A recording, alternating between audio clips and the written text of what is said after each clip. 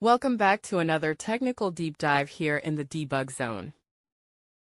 Today, we're tackling a big question and breaking it down with insights from other users.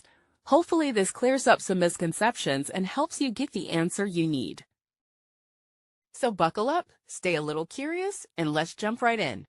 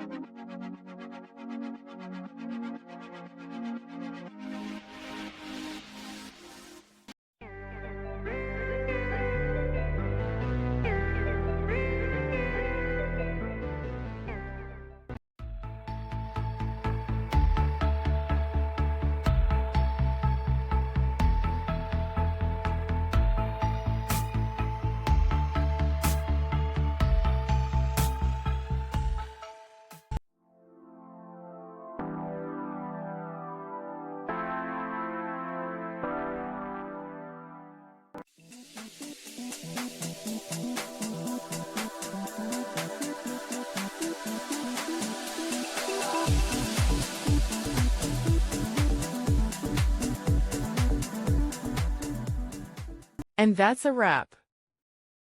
I hope you found the answer you were looking for. If you did, take a second to hit that subscribe button. It really helps out. And let me know in the comments which solution worked best for you.